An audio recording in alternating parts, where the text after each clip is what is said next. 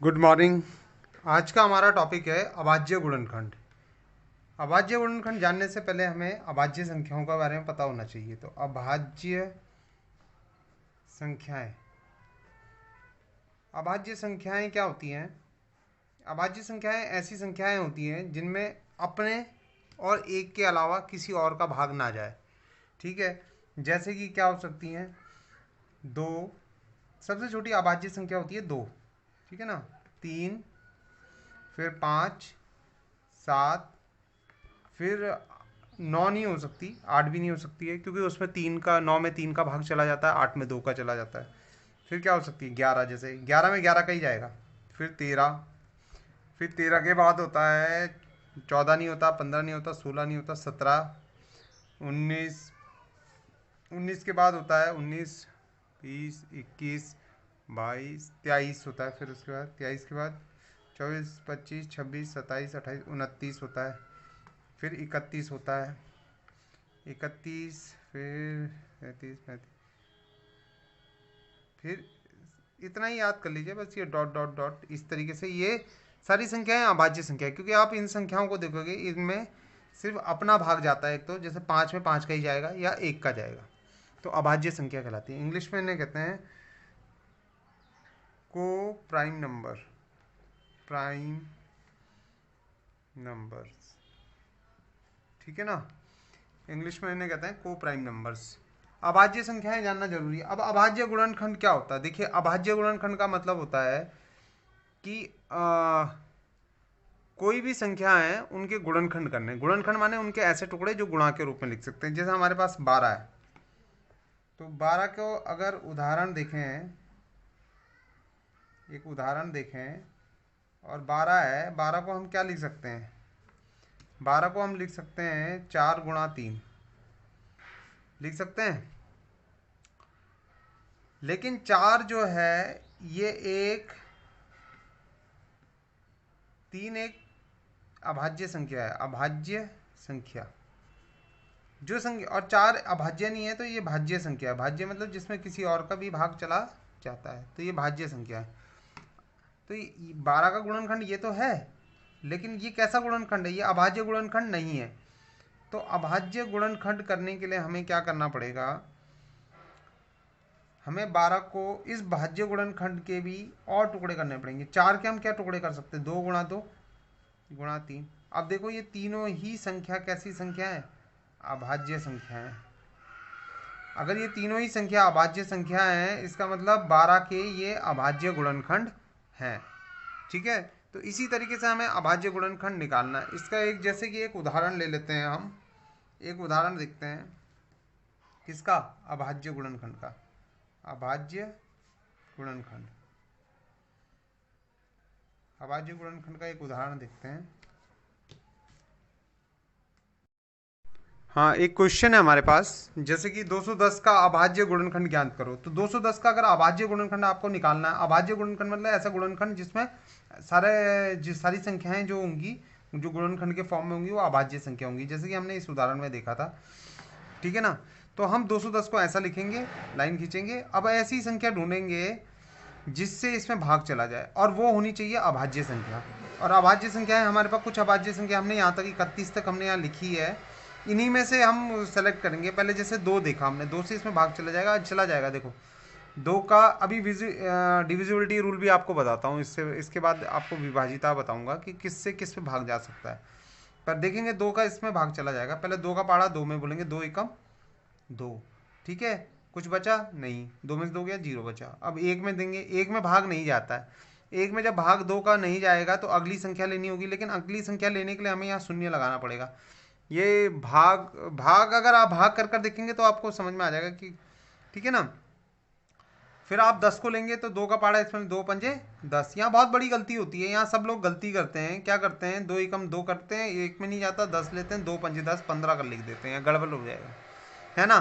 साथ में अगर आपको चेक करना है तो आप इन दोनों का गुणा करें, और तो यही आना चाहिए। ठीक है, तो दो एकम दो, एक में फिर देंगे दो का भाग, नहीं जाएगा, अगली संख्या लेंगे, यहाँ जीरो लगाना पड़ेगा। अगर दो संख्या एक साथ ले रहे होते हैं तो उसमें एक जीरो जरूर आएगा। तो दो पंजे 10। अब इसमें दो का पहाड़ा नहीं जाएगा, इसमें दो का नहीं जाएगा भाग। ठीक है ना। तो अब हम 2 से दे नहीं सकते। तो अब ये समझो अगर 2 से इसमें भाग यहाँ नहीं जा रहा है तो अब ये आगे कहीं पर भी 2 से इसमें भाग नहीं जाएगा। तो अब 2 को तो आप कट ही कर लो। अब अगली संख्या है 3, 3 का इसमें भाग जाएगा, 3 का इसमें जाएगा।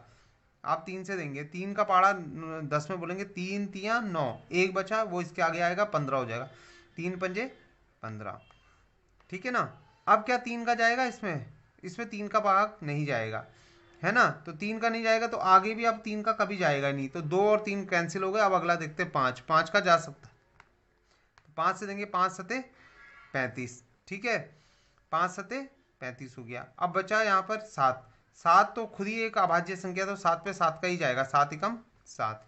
तो हम 210 को हम क्या लिख सकते हैं, 2 गुणा 3 गुणा 5 गुणा 7। और देखेंगे ये सारी संख्याएं अभाज्य संख्याएं, तो ये 210 के अभाज्य गुणनखंड हो गए, ठीक है ना। इसी तरीके से हम और भी करेंगे, मैं होमवर्क में आपको दूंगा। अभी जो बात बता रहा था मैं आपको, विभाजिता का नियम, विभाजिता का नियम,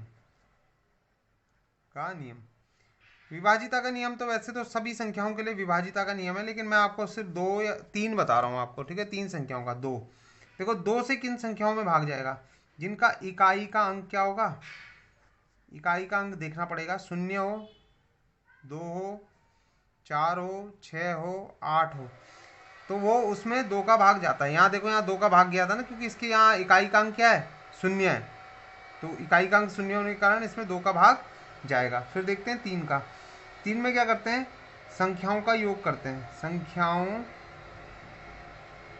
का योग, उन संख्याओं का योग करते हैं, ठीक है। और अगर संख्याओं के योग में 3 से भाग जाता है तो उस संख्या में भी जाएगा। जैसे यहाँ देखो 105 है, जैसे उदाहरण देखो, यहाँ पर उदाहरण 105 था, तो 105 को हम क्या लिख सकते हैं, 1 धन 0 धन 5 बराबर 6, और 6 क्या है, 3 से विभाजित है, विभाजित है। अगर 3 3 से विभाजित है तो 105 भी 3 से विभाजित होगा, विभाजित होगा, ठीक है ना।